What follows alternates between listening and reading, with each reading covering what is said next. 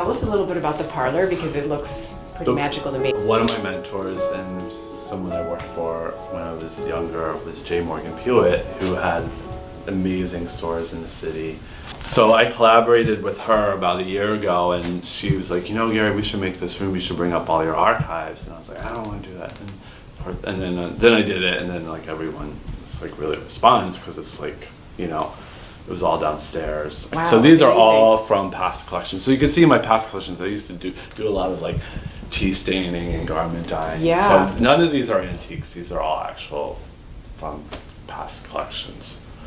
So Well, you that's get amazing because you really now, and when you come in this room, then I think this is a wonderful idea because you actually then are showing like the evolution of you and your designs, but also just that there's a consistent thread that exists in here. As you can see, I love old things, you know, so my clothes kind of Old but kind of fabulous things, Yeah. I would say. Well, you know what I mean. Yeah. This was the magician's dress. These are all circular patterns that are then patched together. This is fringe that's hand knitted. This embroidery is taken from a chair from Vijayapatam, India.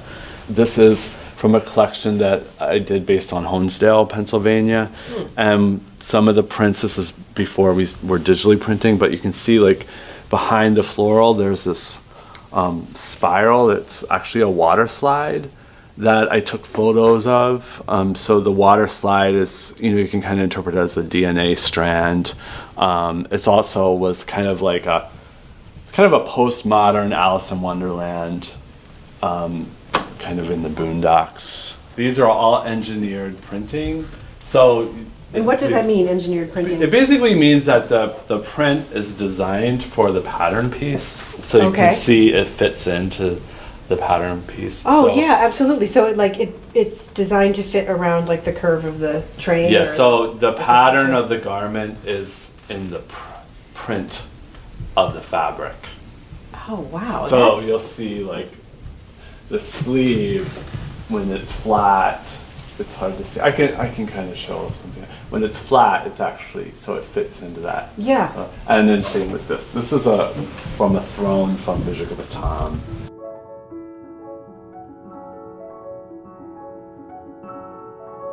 One just basic, you know, kind of real bare bones way of communicating process was to show sketches. And this was definitely like something where Sean was like, why don't you put up your sketchbook? Because we were using antique ledger books and things like that. And so you'll see like remnants of the print, artwork.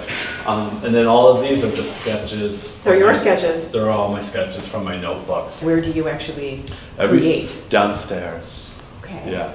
Nice. So we can feel the heartbeat underneath. Yeah, hopefully. That's another process that I want to kind of bring up here. We're actually moving some of the designers up here in an office so they can be in the store, they can hear things and experience things, and also it brings an energy up here. And I really kind of want to start kind of merging the two worlds.